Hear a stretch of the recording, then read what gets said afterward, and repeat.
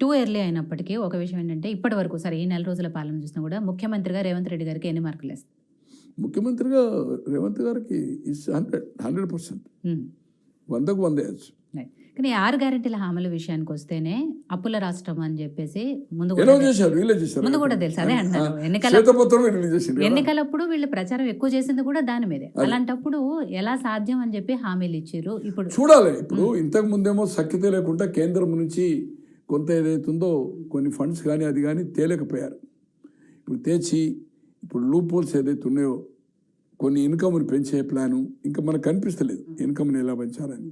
మేము కూడా ఒక ప్రపోజల్ రాబోయే రోజుల్లో కాంగ్రెస్ పార్టీ మొన్న ఢిల్లీలో చెప్పాం కదా, మీరు చూశారు కదా, అబౌట్ కోర్ట్ ఆఫ్ ఆర్ట్స్, అది తర్వాత తీసుకుంటా అన్నారు.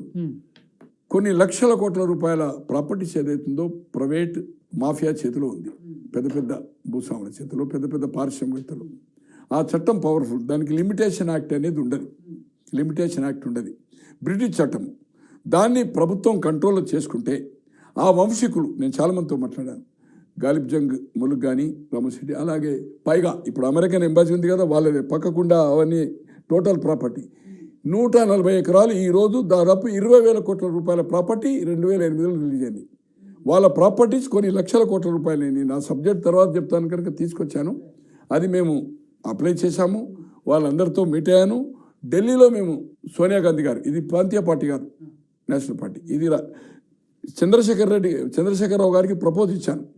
ఇది నాకు ఇంటర్వ్యూ, నీకు దీనివల్ల ఏదైతుందో లాభం జరుగుతుంది ప్రభుత్వానికి, ఈ లోటు బడ్జెట్ను చేసుకోవచ్చు, దీంతో చర్చించు, ఈ చట్టాన్ని ఉపయోగించు, కోర్టుకు పోయినా కోర్టు స్టే ఇవ్వది, ప్రభుత్వ ఆధీనంలో తీసుకో, దానివల్ల లక్షల కోట్ల రూపాయల ఆదాయం వస్తుందని చెప్తున్నాం. ఇక్కడ ఇది నేషనల్ పార్టీ కనుక, అంటే ఇక్కడ నైజాంలో టోటల్ ఒక చట్టం తెచ్చింది. ఇప్పుడు జనరల్గా ఏంటంటే ఇది ఇది చేస్తేనే మీకు క్లారిటీ పోతుంది మొత్తం.